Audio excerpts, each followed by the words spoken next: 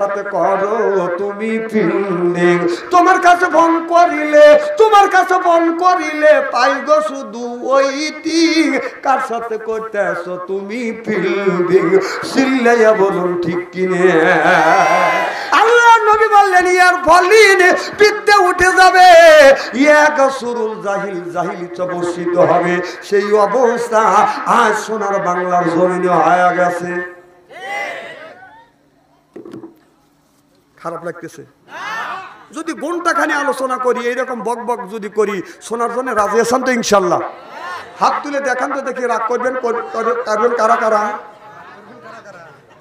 না না, আপনাদের মন মানসিকতা ভালো আছে। যে তুলছেন মোহাব্বতে তুলছেন, হুজুর তুলছে তাই, আর যে তোলেন নাই বুঝে তোলেন, অত দুই দলই ঠিক আছে। সাইজ সুইজ তো করিয়ে দেয় নি কোন।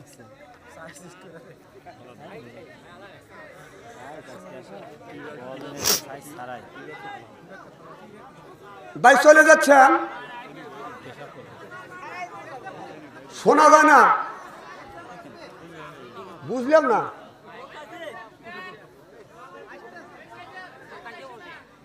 ওই সাইডে সাউন্ড যায় না, দেখেন ওই দিক গুলো সাউন্ড যায় না, দেখেন সমস্যা।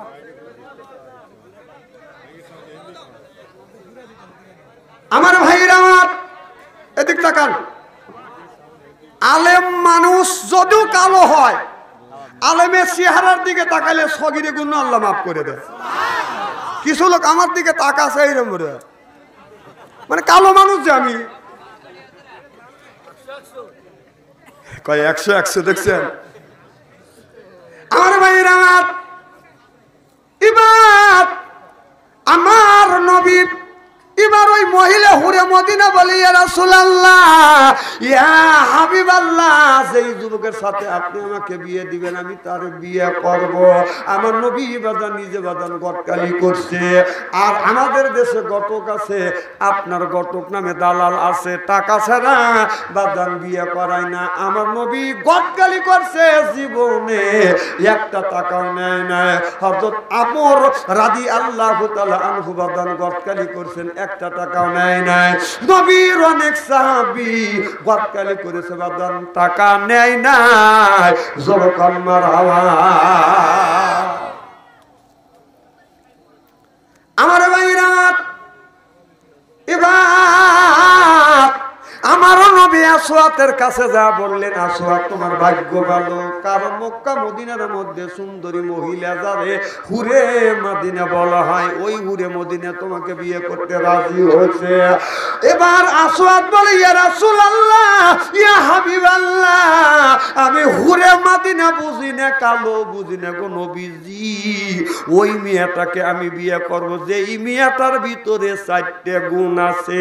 4টে গুণে যদি গুণান্বিত হয়, আমি ওই মেয়েটাকে বিয়ে করব। যারা ছেলের বাবা আছে, আমি আপনাদের পায়ের নিচে হাত থেকে অনুরোধ করে বলবো, বাবা আপনারা ওই ছেলে, আপনার ছেলের সাথে ওই মেয়েকে আপনি বিয়ে দিবেন, যেই যুবক, যেই মেয়েটার ভিতরে 4টে গুণ আছে। 4টে গুণে গুণান্বিত যদি থাকে, ওই মেয়েটাকে যদি আপনার ছেলের বউ বানাতে পারেন, আপনার ছেলের জীবনে সুখ আর শান্তি আসবে, মৃত্যুর পরে দুইজনই জান্নাতি হবে। কয় গুণ? আর আমাদের দেশের মেয়েদের গুণ তো চতুর্দিকে জমজম জমজম করতেছে, হাতে জমজম, পায়ে জমজম, সিনা কম কম করতেছে। হাতে জমজম, পায়ে জমজম, সিনে কম কম করতেছে। আর হতে বদন তেরা মেয়েরা হেলে দুলে চলতেছে, চিল্লাই এখন ঠিক কিনে। আমার ভাইরা, আমাদের দেশের যুবকেরা ওই মেয়েটাকে পছন্দ করে, যেই মেয়েটা জিন্সের প্যান্ট পরিয়ে বাদান শর্ট কামিজ লাগাইয়া উঁচু জুতো পাই দিয়ে রাস্তা দিয়ে বাদান ঢাস ঢাস করে বাদান হাঁটিয়ে যায়। যুবকেরা ওই মেয়েটাকে চয়েস করে, পছন্দ করে। আর মেয়েরা ওই যুবকটাকে পছন্দ করে, যেই যুবকটা স্কিনের প্যান্ট পরছে, টাইট প্যান্ট পরছে, সামনে তাকাইলে সুন্দরবন, পিছনে তাকাইলে পায়খানা রাস্তা দেখা যায়। আমাদের দেশের যুবকেরা এইরকম পাগল কিভাবে হলো আমার বুঝে আসে না। তুই দেখতেছিস যে ছেলে জিন্সের প্যান্ট কিনছে ওর সামনেও তাকান যায় না পিছনেও তাকান যায় না, তুই কোন বিবেকে ওই জিনিস দেখে তুই ওই রকম জিনিস আবার বানালি? ওদের রুচিও নাই বোধও নাই, একবারে আনছো সব। সি সি সি তুই একটা যুবকের দেখলি যে জিন্সের প্যান্ট পরছে ওর সামনেও তাকান যায় না পিছনেও তাকান যায় না, মানুষ একবার তাকালে আর জীবনে ফিরে তাকায় না, তাহলে ওর প্যান্ট দেখে ওখান থেকে তোর শিক্ষা নেওয়া উচিত। তুই ওই প্যান্টের ওই রকম ডিজাইনের ওই রকম প্যান্ট আবার তুই কোন বিবেকে ওই প্যান্ট আবার কিনে আনলি? তুই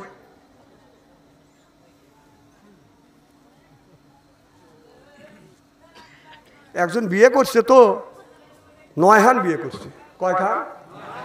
বাসর ঘরে যা মনে মনে চিন্তা করতেছে যে আমি ভালো জিনিসই পাইছি। বাসর ঘরে যাও মন আনন্দে গান গাইতেছে, বিবি আমি ঠকি নাই আমি ঠকি নাই রে।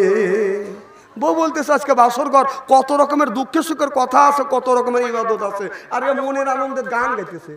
কি ব্যাপার তুমি গান গাও কে?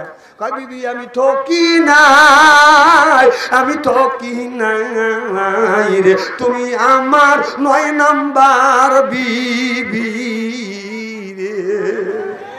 বউ কয় ও সব বনেছে আমার আগে 8টা, কয় তোক দিয়ে 9টা। বউ তখন একটু পরে ওরির সুরে সুর মিলিয়ে বউ তখন বলতেছে স্বামী আমি ঠকি নাই আমি ঠকি নাই রে। স্বামী কয় কে রে? আমার আবার পাল্টা জবাব দিস, ব্যাপার কি? তখন বউ বলতেছে স্বামী আমি ঠকি নাই আমি ঠকি নাই রে, তুমি আমার 10 নাম্বার স্বামী রে। ও আমার আগে 9টা, তোর দিয়ে 10টা। কানের বগল দিয়ে আল্লাহ আমাকে বাঁচাইছে, তোর 9টা আমার 10টা।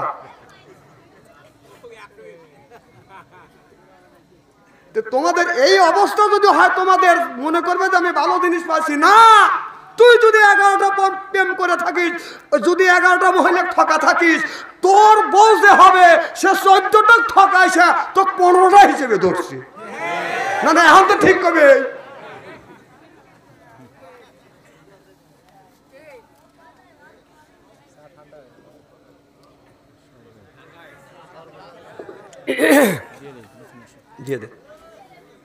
আমার ভাইয়েরা ভালো করে লক্ষ্য করে শোনো। এবার আসওয়াদ বলে ইয়া রাসূলুল্লাহ ইয়া হাবিবাল্লাহ, ওই মেয়েটাকে বিয়ে করবো যেই মেয়েটার মধ্যে 4টা গুণ আছে। সুবহানাল্লাহ।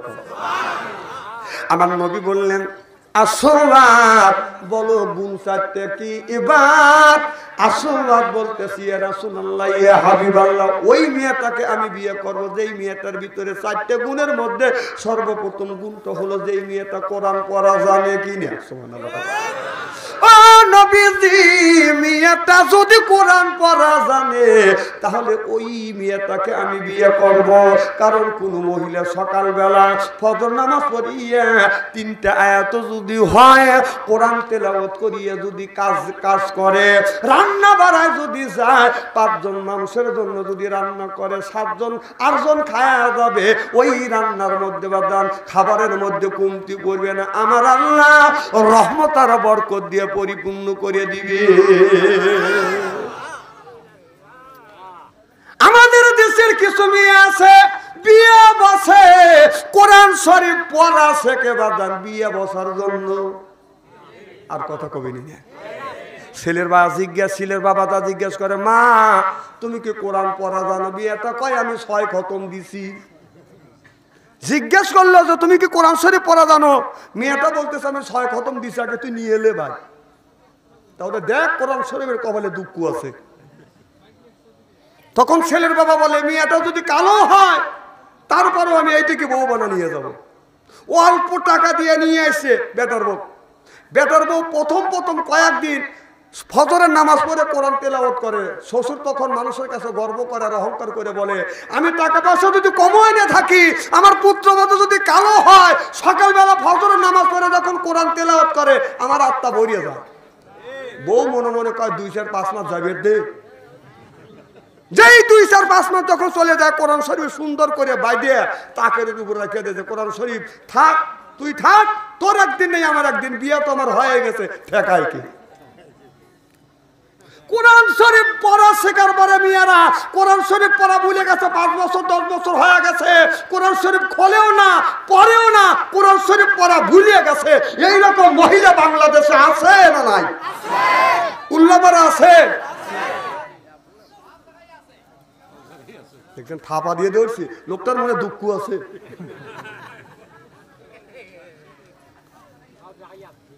দেখে বলি ইয়া রাসূলুল্লাহ, ইয়া হাবিবাল্লাহ, ওই মেয়েটার ভিতরে যদি কোরআন থাকে ওই মেয়েটাকে বিয়ে করব। আল্লাহর নবী বললেন 2 নাম্বার গুণটা কি? ডেকে ডেকে বলতেছে, ইয়া রাসূলুল্লাহ, ইয়া হাবিবাল্লাহ, 2 নাম্বার গুণ, মেয়েটা 5 জায়গা 5 ওয়াক্ত নামাজ পড়ে কিনা, এই গুণটা যদি থাকে তাহলে ওই মেয়েটাকে বিয়ে করব। 3 নাম্বার গুণটা কি? যুবক বললেন, আল্লাহ বললেন, যুবকটা বললেন, রাসূল গো, ওই মেয়েটাকে আমি বিয়ে করব যেই মেয়েটা রাস্তা দিয়ে যায়, পর্দা করে যায়। আল্লাহ পর্দার কথা কোরআনের মধ্যে বলছে। নামাজ যেমন আল্লাহ ফরজ করেছে, রমজান মাসে রোজা যেমন ফরজ করেছে, নারীদের পর্দা করা আল্লাহ ফরজ করে দিয়েছে। যখন ঠিক কিনে আল্লাহ বললেন, ওয়াকারনা ফি বুতুকুন্না ওয়ালা তাবাররুজনা তাবাররুজাল জাহিয়াতিল উলা। ও নারীরা, জাহিলি যুগে নারীদের মতো অশ্লীল ভাবে রাস্তা দিয়ে চলো না। আমাদের দেশের নারীরা বোরকা পরে টাইট, পিছন থেকে যুবকেরা করে ফাইট। না না, যে বোরখাগুলি পরে এত টাইট বোরখা পরে। আগেকার ময় মুরগি বোরখা পড়তো, একটা বোরখার মধ্যে 3-4 জন মানুষ ঢোকা যেত, দিলে বোরখা পড়তো। আর এখন এমন টাইট বোরখা পরে, মানে এই বোরখার ভিতরে আঙুলও ঢুকান যায় না, মনে হয় গোস্ত বের হওয়া যাবে। এখন কথা কয় না, ঠিক তো কবে? এই তোর বাড়িতে কি করছে এখন দেখে ঠিকই বলতেছে।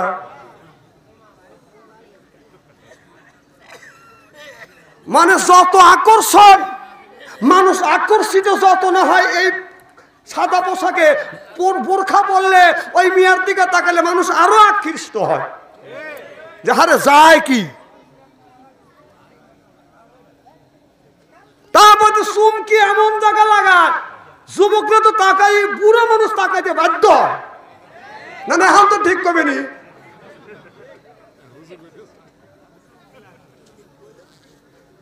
না কলিও ঠিক না কলিও ঠিক, আমি অঠিক কথা কোন জায়গাটা বললাম কোন তো দেখি। না ঠিক আছে, চুমকি লাগাও, আল্লাহ তোমাকে চুমকি লাগা ছেড়ে দিবে। আমার ভাইরা, আমার মুসলমানের ভাইরা, আল্লাহর হাবিবের ব্যাম্মাতের ভালো করে লক্ষ্য করে শুনুন। এবার আসলাত বলি, ইয়া রাসূলুল্লাহ, ইয়া হাবিবাল্লাহ, ওই মেয়েটাকে বিয়ে করব যেই মেয়েটা বোরখা পরে, পর্দা করে। কারণ আপনার আমাদের দেশের মেয়েরা আছে বাদান, শর্ট কামিজ লাগাইয়া, ঠোঁটে লিপস্টিক লাগাইয়া রাস্তা দিয়ে হাইটে যায়, আপনার দাস দাস করে হাইটে যায়। ওই মেয়েটা ওই যুবকটাকে পছন্দ করে, যেই যুবকটা স্কিন প্যান্ট পরিয়ে আপনার দেউ পরে পরে হাতে, কথা বুঝতেছেন না, মেয়েটা রাস্তা দিয়ে টাইট বোরখা পরিয়ে শর্ট কামিজ লাগাইয়া দেউ খেলাতে খেলাতে যায়। আর যেই যুবকটা আপনার দেউ পরে পরে বাজান হাতে, এই দুজনের মধ্যে যদি বিয়ে হয়, দুজনের পর্যন্ত থেকে যদি মেয়ে হয়, এই বাবা দেউ পরে হাতে, মা দেউ খেলা হাতে জন্ম দিতে নিবে, ওটা আকাশ দিয়ে বাজান উড়িবে। এই যে দেখেন আমাদের দেশে বিয়ে বাড়ি যদি বক্স না বাজে, ওই বাড়ি বিয়ে হয় না। কথা কয় না, আর কবি নেই। ছেলের বাড়িও বক্স বাজায়, মেয়ের বাড়িও বক্স বাজায়। এইতে বাজান হিন্দুদের মধ্যে থেকে বাজান উৎপত্তি হচ্ছে, হিন্দুরা ছাইড়িয়া দিছে। আর এখন হিন্দুদের বিয়ে বাজান আর আপনার বক্স বাজে না, মাইক বাজে না, এখন বক্স বাজে বাজান নাম করা। মুসলমানের বাচ্চা মুসলমানের বাড়িতে বাজান বিয়ে আর সুন্নাতে খাতনা, বক্স না বাজালে খাতনাও হয় না, বিয়েও হয় না। আমাদের গ্রামের পূর্ব পাড়া মিয়া, পশ্চিম পাড়ার ছেলে বিয়ে, মেয়ের বাড়ি বক্স আনছে, ছেলের বাড়ি বক্স আনছে। মিয়ার বাড়ির বক্স দিছে ছেলের বাড়ি মিলে, ছেলের বাড়ি বক্স দিছে মিয়ার বাড়ি মিলে, মাঝখানে এলো আমার বাড়ি, দেউ ঠেলতেছে। ও যে ছেলের বাড়ির থেকে বক্সের আওয়াজ দিচ্ছে তোমার বাড়ি আসতেছি আসতেছি, মিয়ার বাড়ি থেকে বক্সের আওয়াজ হচ্ছে তুমি নিয়ে কি করবে আমি জানি আমি জানি। হাসেন না হাসেন না, লজ্জা করা লাগে, লজ্জা করা উচিত। হাজির মিয়া বিয়ে দিছে, বেটা শালা আলতা দিয়ে মসজিদে গেছে। তুই একজন হাজি, তোর মিয়া বিয়ে দিছিস আর তোর গায়ে আলতার আলতা নিয়ে তুই মসজিদে গেলি, মানুষ জিজ্ঞেস করে আপনার গায়ে আলতা কে? আমার মিয়ার না বিয়ে, দাঁত খুলে ফেলাই। না না এখন তো ঠিকই কইতেছি, তা তো বলবেনি, এখন তো বাথরুম ছাড়ি আইছে। আমার ভাইয়ের আমার বিয়ের আগের দিন বাজান হলুদ অনুষ্ঠান করে ইসলাম, এটা ইসলাম বাজান সমর্থ করে না। কথা বুঝতেছেন না? হলুদ অনুষ্ঠানের উৎপত্তি হচ্ছে হিন্দুদের কাছ থেকে। এখনো হিন্দুদের ভিতরে বাজান কিছু কিছু আছে 12 আনায় ওরা ত্যাগ করছে, কারণ মুসলমান যেটা ধরছে ওটা মুসলমান আবার হিন্দুরা বাজান ত্যাগ করতেছে। কারণ আগে হিন্দুদের বিয়েতে বাজান মাইক বাজতো, মুসলমান হইতে যখন ধরছে আর হিন্দুরা আর মাইক বার বক্স বাজায় না। কথা বুঝতেছেন না? হলুদ অনুষ্ঠান করছে, মুসলমানের ভিতরে হলুদ অনুষ্ঠান ঢুকে গেছে, হিন্দুরা এখন হলুদ অনুষ্ঠান বাদান বন্ধ করে দিছে। এই হলুদ অনুষ্ঠানটা কেমন? মিয়ার বাড়ি যায়, আপনার মিয়ার বাড়ি যায়, ছেলের বাড়ি থেকে 6 জন আয়ো যায়, ওই মিয়ার গায়ে বাদান হলুদ মাখায়। আর যদি জায়েজ যদি না হয়, আপনার ছেলের পক্ষ থেকে মিয়ার গায়ে যদি হলুদ দেয়, জায়েজ যদি না হয়, আমি 2 মিনিটের জন্য আমি জায়েজ করে নিলাম, মিয়া হয় আর একটা মহিলার গায়ে বাদান হলুদ দেয়, যেখানে খুশি সেখানে দুঃখ। কারণ ওই ও নারী যার গায়ে হলুদ দিবে সেও নারী। এনার কথা কয় না। আমার কথা হইল মিয়ার পক্ষ থেকে 6 জন সুন্দরী সুন্দরী আয়োকে এত সুন্দর করে বাদান সাজা, চোখ দাদানো সাজ সাজিয়ে একজন আপনার সুন্দরী সুন্দরী যুবতী মহিলা, একটা যুবক ছেলে বিয়ে শাদী করে নাই, তার গায়ে হাত দিয়ে যখন হলুদ মাখায়, পুরুষের এমন একটা জায়গা আছে ওই জায়গা হাত পড়লে গার মধ্যে শিনশিন করে। শিনশিন কি কি তোর বউ যে যায় একটা যুবকের গায়ে যে হলুদ মাখাইলো, এটা ইসলাম সমর্থ করে না। তুই বলতে পারলি না তুই আমার বউ হয়ে আমার খাস আমার পরিস, কেন তুই আর একটা যুবকের গায়ে হাত দিয়ে তুই হলুদ মাখালি? হলুদ যদি তোর মাখানোর ইচ্ছাই হয়, আমি এদের টান হয়ে বসে বললাম আমার গায়ে হলুদ মাখা, যেখানে টিবেনের দরকার সেখানে টিবে। একের ওয়াজ একের ওয়াজ। আমি জানি এই ওয়াজ শুনে জীবনের আমাকে আনবে না। আসলে আপনাদের সাথে কোরআন শরীফ শুয়ে বলতেছি, সব কোরআন হাদিসের বাস্তব কথা বলতেছি। একটা যদি মিথ্যা কথা বলে থাকি, আপনাদের সাথে আমার শত্রুতা নাই, আমি আপনাদের বাঁচানোর জন্য আসছি। কোরআন হাদিসের চোখ লাগা দেখছি মানুষ আমরা নামাজ পড়ে রোজা রেখে জাহান্নামের দ্বার বন্ধে চলে গেছি। আমি আপনাদের বাঁচানোর জন্য আসছি। পায়ের নিচে হাত থেকে অনুরোধ করি এখনই ছাড়িয়ে দেন। আজকে এখানে ওয়াজ হবে না, কালকে তাফসির হবে স্টলে টলে, চা স্টলে যা তাফসির করবি না। বাম হাত দিয়ে চা খাবে না, ডান হাত দিয়ে সিগারেট টানতে। আরে কত হুজুর দেখলাম রে, তুই কয়টা দেখছিস হুজুর?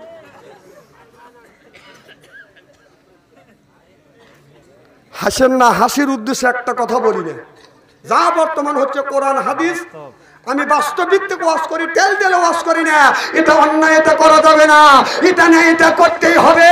ন্যায়ের পক্ষে কথা বলতে গেলে জেল খাটা দরকার হলে জেল খাটবো, জরিমানা দেওয়ার দরকার হলে জরিমানা দিব, প্রয়োজন হলে ফাঁসির মঞ্চ আঁকবো, বাতিলের সাথে আপোষ নাই। হয় দাওয়াত দিয়ে না হয় না দিয়ে। আমি যেখানেই দাওয়াতে যাই মনে করি যে এইটি আমার জীবনের প্রথম জালসা, এইটি আমার জীবনের শেষ জালসা।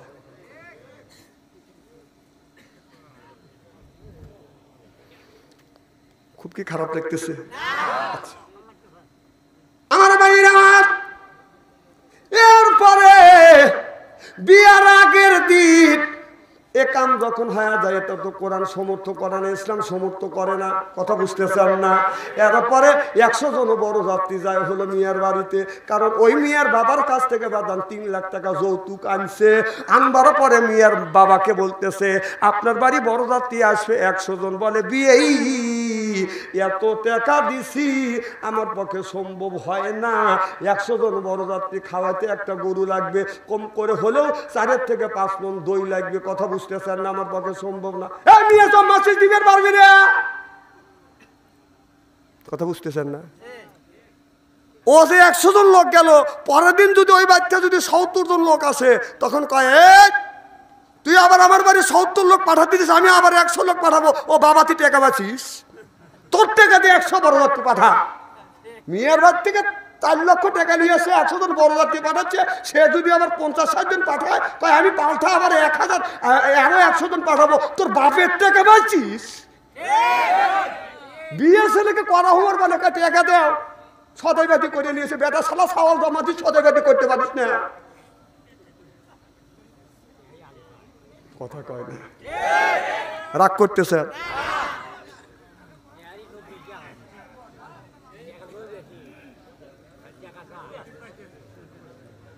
ভাই খুব খারাপ লাগতেছে। কি বাতাস দিবেন কর না, বাতাস যে দিবেন বাতাসটা গায়ে লাগা লাগবে তো, কিছু থাকা লাগে না ভিতরে।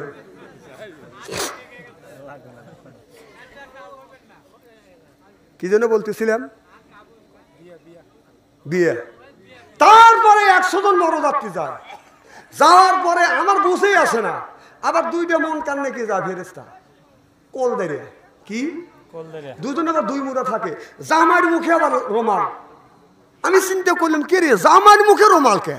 না বিয়ে তো আমরাও করছি, আমরা তো রুমাল নেই, মাথায় টুপি থাকছে, গায়ে অথবা একটা রুমাল থাকছে, বেটা সালা মধ্যে বুক ফুলে গেছি, আমরা তো জীবনে রুমাল নেই কে, আমাদের ময় মুরুবি রুমাল নেয়, এখানকার ছালবেলা মানুষ লাখের রুমাল নেয়। আমি হিসাব করে দেখলাম যে 4 লক্ষ টাকা যৌতুক লিছে, লজ্জা করে দেখে লাখ ঢাইকে রাখে না, না তাছাড়া ও লাখের রুমাল কিসের লেগে নেবে? তারপরে পরযাত্রী যা যখন বসে নিচে এইরকম করে একটা মঞ্চ তৈরি করে বাদান জামাইয়ের জন্য আর বরযাত্রীর জন্য, কথা বুঝতেছেন না? এরপরে বাদান বসবার পরে আপনার ওই ছেলে আর মিয়াকে ওই ছেলেকে জামাইকে আর আপনার কোলদারাকে খাওয়ার জন্য আরো 3 জন সুন্দরী যুবতী মহিলা চোখ দাদানো সাজগোজ করিয়া এরপরে আপনার খাবার নিয়ে আসিয়া ছেলের কাছে দেয়, দুলাভাই খান। দুলাভাই মুখে দেয়, মিয়ার মুখের দিকে তাকা থাকে, এ কি কথা কয় না? কারণ যারা আসিয়া গায়ে হলুদ মাখালো, এক জায়গা দানা কাটা পড়ি, আর যারা আসিয়া খাবার নিয়ে আইছে হলো এরা হলো বাদান হুর পরি। খাবার পরে একজন যুবতী মহিলা যুবক ছেলের হাতের মধ্যে লাইফবয় সাবান দিয়ে ছেলের হাতের মধ্যে মিয়া হাত দিয়ে কসলা কসলি কথা কয় না। আর বাবার দাদা টাকা থাকে, থ্যাংক ইউ, তোর চোপার উপরে তোর গালে জুতো মারা দরকার। তুই এক নিয়ে দিচ্ছিস তার হাতে, আর এক নিয়ে সাবান দিয়ে জামার হাতে ডলাডলি করতেছে।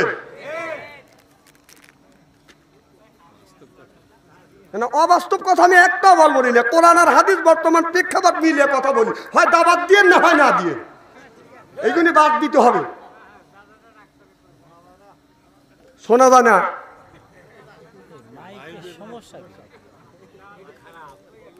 আমার ভাইয়েরা আমার ভালো করে লক্ষ্য করে শুনুন, হযরতে আসওয়াদ বললেন, ইয়া রাসূলুল্লাহ, ইয়া হাবিবাল্লাহ, ওই মেয়েটাকে আমি বিয়ে করব। 4 নাম্বার গুণ হলো ওই মেয়েটা রমজান মাসে রোজা রাখে কিনা। যদি ওই মেয়েটার ভিতরে 4টা গুণ থাকে গো নবীজি, আমি ওই মেয়েটাকে বিয়ে করব। সিল্লাইয়া কান্নার হাওয়া। আল্লাহর নবী চলে গেলেন হুরে মদিনার কাছে, যা বলে হুরে মদিনা, আসওয়াদ তোমারে বিয়ে করবে, তোমার ভিতরে যদি 4টে গুণ থাকে, 4টে গুণে যদি গুণান্বিত আপনার আসওয়াদ তোমারে বিয়ে করবে। এবার মেয়েটা বললে ইয়া রাসূলুল্লাহ, ইয়া হাবিবাল্লাহ, আপনি বলেন গো নবীজি, দেখি এই 4টা গুণ আমার ভিতরে আছে কিনা। আমার নবী বললেন, ও যুবতী, 1 নম্বর গুণ তোমার ভিতরে কোরআন আছে কিনা। মেয়েটা ডেকে বলে, রাসূল গো, এই গুণ তো আমার মধ্যে রয়ে গেছে। আমার নবী বললেন, 2 নম্বর গুণ, তুমি 5 জায়গা না 5 ওয়াক্ত নামাজ পড়ো কিনা। মেয়েটা বলে, ইয়া রাসূলুল্লাহ, ইয়া হাবিবাল্লাহ, আমার জ্ঞানের পরের থেকে আল্লাহর কসম করে বলতেছি, আল্লাহ মাসের মধ্যে যে বেদি দিছে 3 দিন, 5 দিন, 10 দিন, 7 দিন, এই ব্যতীত কোনো দিন 1 ওয়াক্ত নামাজ আমি কাজা করি না। ও নবীজি, শুধু তাই নয়, আপনার ফজরের নামাজ পড়িয়া কোরআন তেলাওয়াত না করে কোনো কাজে কোনোদিন হাত দেই নাই। জোরে কোন সুবহানাল্লাহ।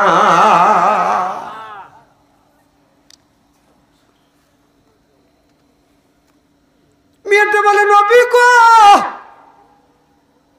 3 নম্বর গুণের কথা বলেন। আল্লাহর নবী বললেন, যুবতী, 3 নম্বর গুণ হলো তুমি পর্দা করো কিনা, বোরখা পরিধান করো কিনা। মেয়েটা বলে, রাসূল গো, এই গুণটা আমার মধ্যে রয়ে গেছে। আমি যখন রাস্তা দিয়ে যাই গো নবীজি, আমি হাতে মোজা লাগাই, পায়ে মোজা লাগাই, এরপরে সর্বশরীর ঢাইকা রাখি, দিলে ডালা বোরখা পরি। কোন মেয়ে যদি দিলে ডালা বোরখা পরে, সবটা যদি বের করে রাখে, এরপরে হাতে মোজা, পায়ে মুসা নিয়ে যদি রাস্তা দিয়ে যায়, চেনাও যায় না বুড়ি কি জুয়ান। আপনার ওই মহিলাকে দেখলে মানুষ সম্মান করে কথা বলে, খালা আম্মা, ফুপু আম্মা, চাচি আম্মা, দাদি আম্মা, এই বলে কথা বলে। আমাদের মিয়ারা চাচি আম্মা হতে চায় না, দাদি আম্মা হতে চায় না, খালা আম্মা হতে চায় না, এরা হতে চায় হলো বাজান ম্যাডাম। হে ম্যাডাম কলি মহিলারা খুব খুশি। তুই কি ম্যাডামের উপযুক্ত? যদি ধনী হয়, জব যদি শিক্ষিত হয়, বউ ডাক দেয়, সালমা এসছি বাবা। কি বাবা? এসছি বাবা। ওই স্বামী কয় বাবা, নাউজুবিল্লাহ, একটু জোরে কর। এই বেয়াদবি সৃষ্টি হচ্ছে হলো ধনীগারের ভিতর থেকে, কিছু কিছু মানুষ শিক্ষিতের ভিতর থেকে। মানে আধুনিকতা করতে করতে আধুনিকতার আপনার সীমা ছেড়ে গেছে। মেয়েরা যত শিক্ষিত হচ্ছে, প্যান্টের বেল, মেয়েরা তত শিক্ষিত হচ্ছে, ব্লাউজের ঝুল খালি উপর দিকে উঠতেছে। আর যুবকেরা যত শিক্ষিত হচ্ছে, প্যান্টের বেল খালি ধীরে ধীরে নিচের দিকে নামতেছে।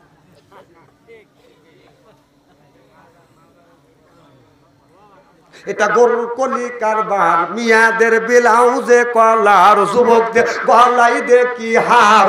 ও দাদু, এখন করি কোন উপায়? আল্লাহর বান্দা নবীর উম্মত যদি কর দাবি, বেপরদা সইল না নাদি, জাহান্নামে যাবি, তা কোরআনে তাই কয়। নাদির পর্দার নাই বালাই, এটা কোরআনে তাই কয়। নাদির পর্দার নাই বালাই। ও দাদু, এখন করি কোন উপায়? মাইয়ারা সব হইছে পুরুষ, হাতে লয় না চুরি, গায়ে তাহার নাই ব্লাউজ, পড়তে চায় না শাড়ি। না রে, মাইয়ারা সব হইছে পুরুষ, হাতে লয় না চুরি, গায়ে তাহার নাই ব্লাউজ, পড়তে চায় না শাড়ি। টাইট বোরখা পড়িয়া সাইনবোর্ড দিচ্ছে উল্টাইয়া, টাইট বোরখা পড়িয়া সাইনবোর্ড দিচ্ছে উল্টাইয়া। ও দাদু, এখন করি কোন উপায়? 16 গিরা হয় ব্লাউজ, 10 গিরা তার নাই, 6 গিরা গায়ে দিলে দাদু কেমন দেখা যায়? 16 গিরা হয় ব্লাউজ, 10 গিরা তার নাই, 6 গিরা গায়ে দিলে দাদু কেমন দেখা যায়? মনে হয় বোয়াল মাছের পেটি, আবার করে জিকিমিকি। ও দাদু, এখন করি কোন উপায়? সিল্লে কোন ঠিক কিনে? আল্লাহ নবী বললেন, ইয়ার ফলেন বিদ্যা উঠে যাবে, এক সুরুল জাহিল, জাহিলিত মসজিদ হবে। এই অবস্থা আজ বাংলার জমিনে হয়ে গেছে। সিল্লে বলুন ঠিক কিনে? খারাপ লাগতেছে? আপনারা আখির মোনাজাত পর্যন্ত আসেন তো ইনশাআল্লাহ।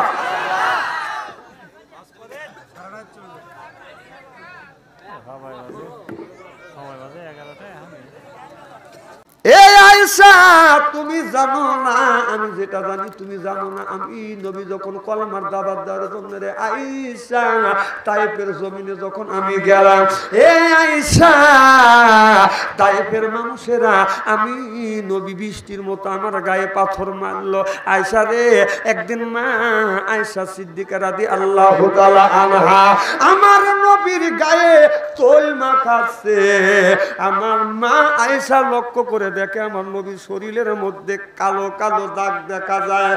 মা আয়েশা বলে, ইয়া রাসূলুল্লাহ, ইয়া হাবিবাল্লাহ, আপনার শরীরে কালো কালো কিসের দাগ দেখা যায়? কোনদিন কি বসন্তর গোটা হয়েছে?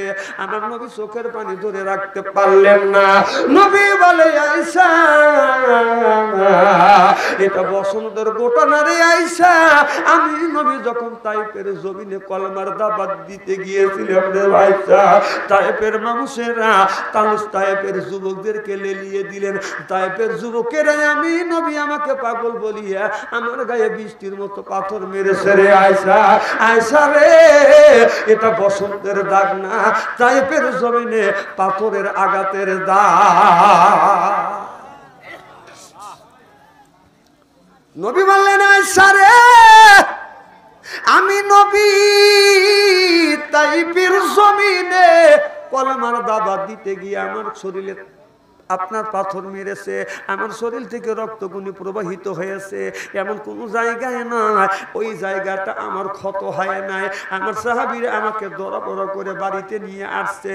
আমি যখন ঘরের মধ্যে আমাকে শোয়াইলো, আমার 4টা মিয়ার মধ্যে বড় 3টা মিয়া, কুলসুম, রোকেয়া, এরপরে এই যে জয়নব, এই 3জন মহিলা 3টা মিয়া যা বলে, আব্বা আমার মা মারা গেছে, আপনার চাচা আবু তালেব তো দুনিয়ায় নাই গো বাবা, আপনি কেন ওই তায়েফের জমিনে কলমার দাওয়াত দিতে গেলেন গো বাবা? যদি না যাইতেন তাহলে আপনার গায়ে কোনোদিন পাথর মারতো না, আপনি খামাখায়া কেন তায়েফের জমিনে কলমার দাওয়াত দিতে গেলেন? আমার 3টে বিয়ে কথা বললেন। ছোট্ট বিয়া ফাতেমা চোখের পানি ফেলে দিয়ে কান্দে, আর কোনো কথা বলেন না। একবার মা ফাতেমা বাহিরে বাতান আপনার পানি গরম করতেছে, জয়তুনের তেল বাদান গরম করতেছে। এরপরে মা ফাতিমা দৌড়ো দৌড়ো এসে বাবার কাছে এসে বলে, বাবা তোমার কেমন লাগে? মা যখন এই কথা বলে, আব্বা আপনার কেমন লাগে? এবার আমার নবী বলে, মা ফাতেমা আমার শরীরের মধ্যে যন্ত্রণা শুরু হয়ে গেছে রে গো মা। তাড়াহুড়ো করিয়া মা ফাতেমা পানি গরম করিয়া একটা নেকড়া দিয়া গরম নেকড়া বাদান পানিতে বুঝাইয়া এইরকম করে আস্তে আস্তে রক্ত গুণবাদান পরিষ্কার করেছে। এরপরে ক্ষত জায়গা পরিষ্কার করিয়া আমার মা ফাতেমা জয়তুনের তেল আমার নবীর শরীরে বাদান মালিশ করতেছে। এমন সময় মালিশ করতেছে, নবীর আরাম লাগতেছে। আমার নবী মা ফাতেমার উলুর উপরে বাদান ঘুমিয়ে গেছে। এমন সময় স্বপ্নের মধ্যে আমার নবী লক্ষ্য করে দেখে নবীর মা আমি না আমার নবীর কাছে হাজির হয়ে গেছে।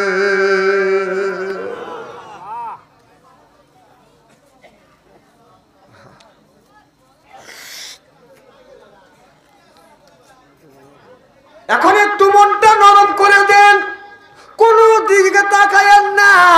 যার মা নাই সেই মায়ের ব্যথা বোধে, বাবা যার মারা গেছে সেই বেদন বাবার ব্যথা বোধে। ও বাদান ওই মানুষটার কলিজে আঘাত লাগবে। যার মা নাই, যার বাবা দুনিয়ায় নাই, তার কলিজে বেদন আঘাত লাগবে। এমন সময় আমার নবীর গায়ে যখন জয়তুনের তেলটা বাদান গরম করে করে লাগাচ্ছে, আমার নবী কোন ফাঁকে ঘুমিয়ে গেছে। নবী বললেন, আয়েশা রে, আমি নবী কোন ফাঁকে ঘুমিয়ে গেছে আমি জানি না। ঘুমের মধ্যে স্বপ্নে দেখি আমার মা আমি না আসছে, কপালের উপর হাত বুলাইয়া বলে, বেটা মোহাম্মদ কে তোমাকে পাথর ভরে আঘাত করে তোমাকে ক্ষত করলো রে বেটা? আমি তোমার মা, আমি না তোমাকে দেখার জন্য আসছি। বেটা রে, আমি তোমাকে দেখার জন্য আসছি। যখন এই কথা মা বলছে, বেটা রে আর আমি আর বেশি কোনো অপেক্ষা করবো না, আমি যাবো। আমি না এই বলে চলে যেতে চাই, আমার নবী অমনি থাপা দিয়া মা আমিনার হাত ধরে ধরছে।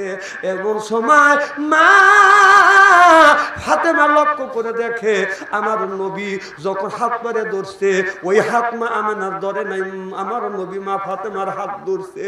ধরে বলে, মা রে আমি তোমাকে যাইতে দিব না। আমার নবী অমনি আমার মা ফাতেমা অমনি আমার নবীর কপালে বাঁধার একটা চুমো দিয়েছে। আমার নবী ঘুম ভেঙে গেছে। নবী ঘুম থেকে জেগে দেখে ফাতেমার হাত ধরে রাখছে। চিল্লাইয়া কোন সুবহানাল্লাহ।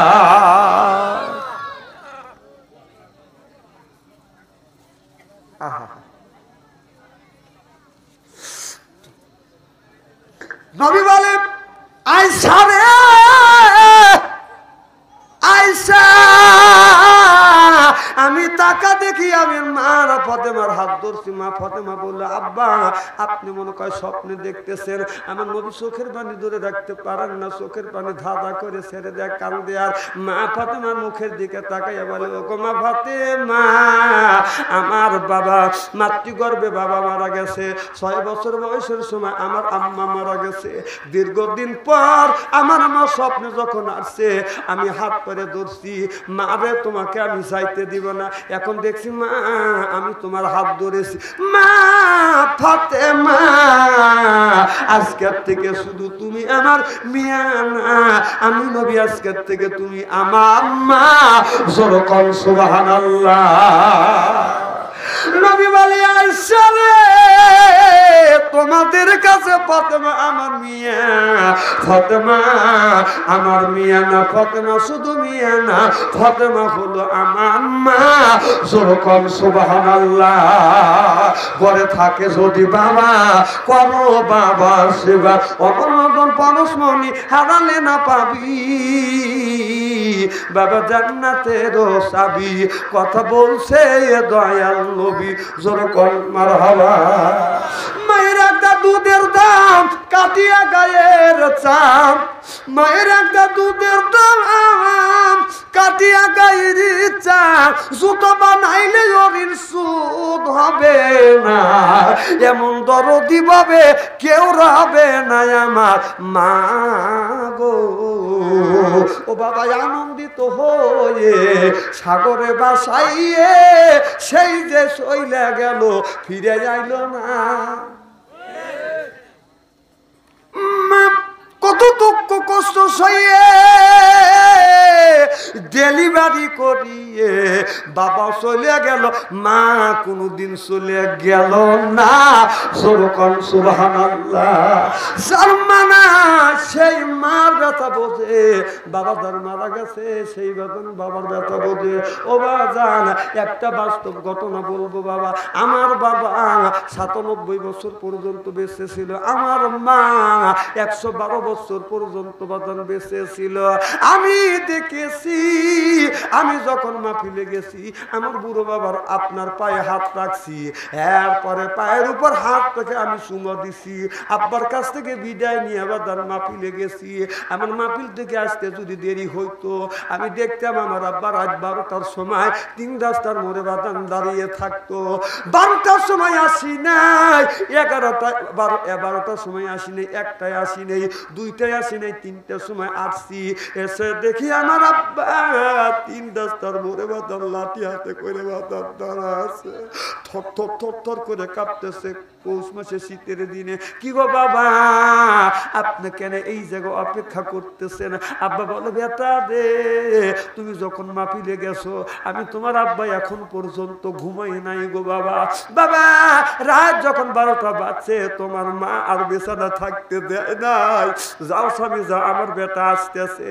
ও বেটা রে, আমি রাত 12টা থেকে 3টা পর্যন্ত তোমার জন্য অপেক্ষা করতেছি। বাবা আমাকে সাথে নিয়ে আমার বাড়িতে আসছে। এখন বাবা আর কেউ 3 রাস্তার মোড়ে অপেক্ষা করে না।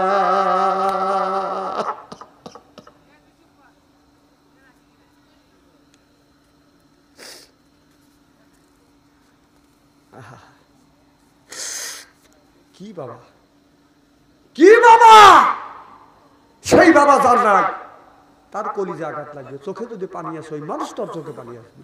কলিজা আঘাত থাকতে ওই লোকটার কলিজা আঘাত লাগবে যে মা বাবাকে ভালোবাসে।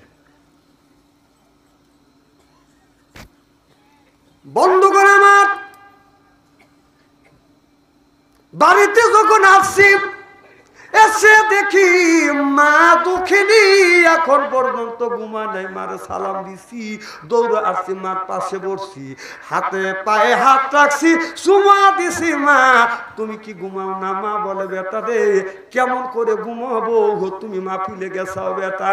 শীতের মধ্যে 5 থেকে 6 মাস মাহফিল করছি, আল্লাহর কসম করে বলতেছি বাড়ির সব মানুষ ঘুমাইছে, মা আর বাবা বাদান কোনোদিন ঘুমায় না। এখন মানায় আর কেউ আমার জন্য অপেক্ষা করে না। ও ভাইজান আমি জানি না কার মানা, সেই তো মায়ের ব্যথা বোঝে। বাবা যার মারা গেছে সেই তো বাবার ব্যথা বোঝে। আমি দেখছি আমার বাবা 97 বছর পর্যন্ত বেঁচে ছিল, আমার মা 112 বছর পর্যন্ত বেঁচে ছিল। 3 থেকে 4টা বছর আমার মা 4টা বছর পর্যন্ত মা বিছানা পরে পায়খানা করতো, প্রসাব করতো। আমি আমার বিবিকে নিয়ে এই হাত দিয়ে মায়ের পায়খানা পরিষ্কার করতাম, প্রসাব পরিষ্কার করতাম। এরপরে মারা গোসল দেওয়াইছি, এমনকি মা হাত দিয়ে খাইতে পারে নাই, হাত তুলতে পারে না, শরীরে শক্তি কমে গেছে। হাত তুলতে মন কার 5 মিনিট সময় লাগছে, এরকম করে থরথর করে কাঁপছে। আমি নিজে বসে বসে, আমার বিবি বসে বসে এই হাত দিয়ে আমার মায়ের মুখে খাবার আমি তুলে দিয়েছি। আমার মা হাত তুলতে পারে নাই, আল্লাহর কাছে দোয়া করছে, আল্লাহ রে যে বাবা আমার পায়খানা সব পরিষ্কার করে আমারে গোসল করায়, ইয়া আল্লাহ আমার মুখে খাবার তুলে দেয়। আল্লাহ এই ছেলেকে তোমার সাথে সুপর্দন করলাম, আল্লাহ আমার বেটার কণ্ঠ তুমি ভালো করে দিও, শরীর স্বাস্থ্য ভালো রেখো। বাংলাদেশের প্রত্যেকটা জেলায় যাইয়ে যেন কলেমার দাওয়াত দিতে পারে, দিনের খেদমত করতে পারে। আমার মা মারা গেছে, মার দোয়া কবুল হয়ে গেছে বাজার। এখন মা দুঃখিনী দুনিয়ায় যা।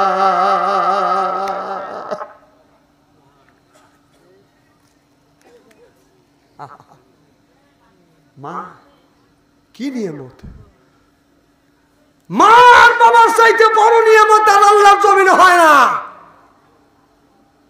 আর সেই মারে কষ্ট দেয়। আজকে যুবকেরা সুন্দর বউ পায়া মারে ভুলে যা, বাবারে ভুলে যা। আহা ইনি মানুষ। আল্লাহ বললেন ওয়াকদা রাব্বুকা, হে বান্দা মাথা সত্য করো, আল্লাহ তাবুদু আমার গোলামি করো, ইল্লাহু আমার বন্দেগী করো, বিল ওয়ালিদাইনি ইহসানা। আল্লাহ বলে বান্দা রে আমার দাসত্ব আমার গোলামি করবার পরে রে বান্দা তোমরা নিজ নিজ পিতা মাতার খেদমত করো। জোরে কর সুবহানাল্লাহ। তাহলে কথা কার? আল্লাহ বলেছেন বান্দারে শুধু খেদমত করবে না, ওই বুড়ো মা বাবার সাথে দমক দিয়ে চোখ রাঙাইয়া কথা বলবে না। ওয়াকুল্লাহুমা কওলান কারীমা, মার সাথে নরম নরম কথা কও, বাবার সাথে নরম নরম কথা কও। খবরদার মা বাবার সাথে গরম গরম কথা বলো না। চিল্লাইয়া কও সুবহানাল্লাহ।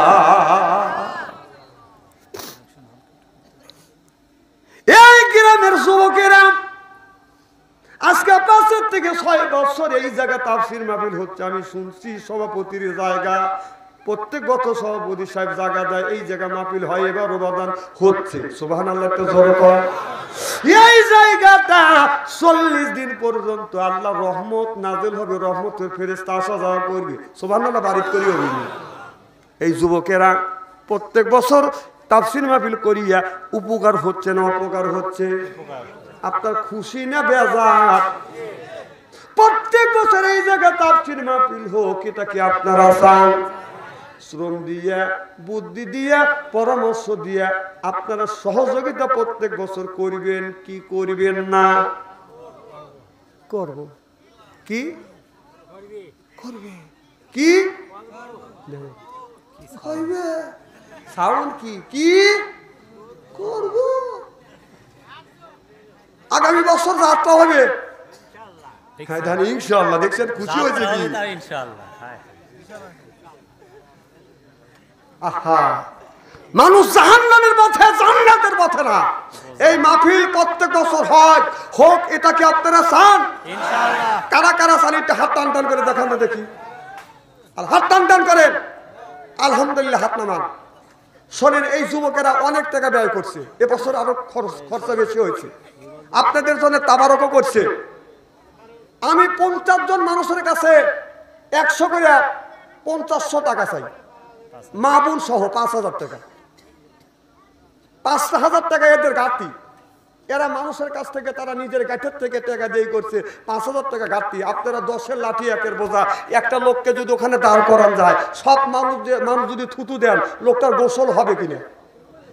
কথা কয় না। মাথা যখন লোক আমি দেখতে পারি না, শয়তানের বড় ভাই। কথা কয় না। আমি 50 জন মানুষ, বেশি টাকা না, একজন মানুষের কাছে 100 করে টাকা চাই। আর আনন্দের সাথে যদি এরপরে বাকি কথা মানে আলোচনা করবো, 5 টাকা, 10 টাকা, 100 টাকা, 50 টাকা। হ্যাঁ, হাফিজিয়া মাদ্রাসার প্রতিষ্ঠাতা 100 টাকা। কারণ আমি, হ্যাঁ, মা বোনদের কাছে জানতো দেখি, মা বোনদের কাছে যান, 50 টাকা, 100 টাকা তাড়াতাড়ি দেন, 5000 টাকা আমার পূরণ করতেই হবে। আপনারা যে যা পারেন তাড়াতাড়ি দিবেন। আমি 50 জনের কাছে আপনার 100 করে দাবি করছি, বেশি দাবি করি নেই ভাই।